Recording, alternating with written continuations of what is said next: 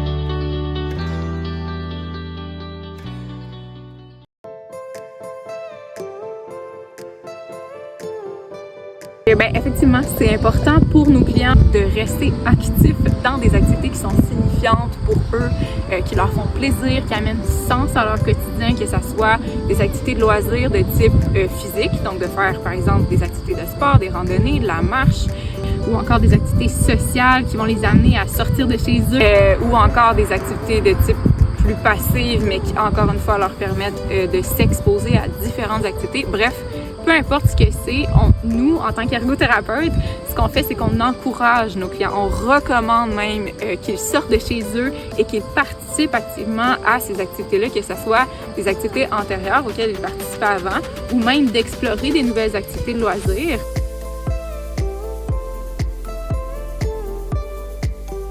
Briser l'isolement social, parce que souvent, on sait, en arrêt de travail, oui, on a des problématiques de santé mentale, de santé physique, mais on se rappelle, le travail, vous comme nous, oui, ça sert à être productif, mais ça sert également à avoir accès à des activités sociales, à faire du social au travail. Donc, le fait de sortir de chez soi, on vient briser l'isolement social.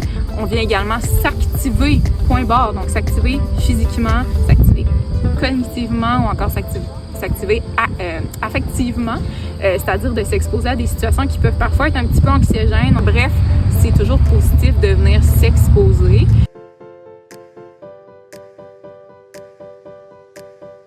On va enseigner à la personne dans le cadre de sa réadaptation que c'est important de respecter ses limites dans le cadre de cette exposition-là. Encore une fois, qu'elle soit physique ou mentale, la personne va avoir certaines limites.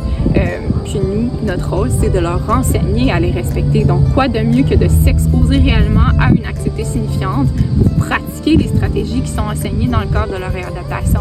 Donc, c'est une situation réelle et signifiante pour leur permettre de pratiquer les enseignements.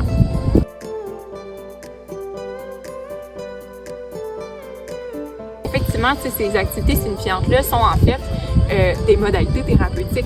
On s'en sert pour, comme je le disais tout à l'heure, développer les capacités de la personne, mais également, lorsqu'on fait un retour en thérapie avec la personne, nous, ça nous fait une belle opportunité de leur faire un reflet par rapport aux capacités qu'ils ont démontrées dans le cadre de ces activités-là. Non seulement leur capacité physique, cognitive, affective, mais également leur capacité à apprendre à s'écouter puis à appliquer les stratégies qui ont été enseignées et qui sont possiblement transposables dans le cadre d'activités plutôt productives telles que leur travail. C'est une compétence, une capacité qui peut quand même se transposer puis qui nous permet de faire un reflet à la personne pour qu'elle reprenne confiance en ses capacités et donc qu'on augmente le sentiment d'auto-efficacité au travail et par le fait même qu'on s'en sert comme levier pour le retour au travail.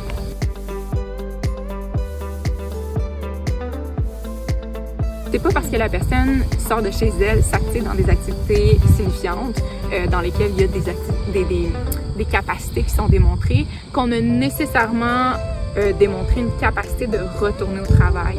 Il y a tout le volet qui est attente de rendement, demande psychologique au travail, l'atmosphère de travail, une cadence qui est attendue, un stress au travail qui est présent. Tout ça, c'est pas là dans le cadre d'une activité qui est, qu'on va dire, de loisir. Donc, il faut faire attention à ça quand on a quelqu'un qui va s'activer. Ça ne démontre pas nécessairement une capacité au travail, mais plutôt on va l'encourager pour se rendre vers un écart qui est moins important dans le cadre des capacités et des exigences pour un retour au travail.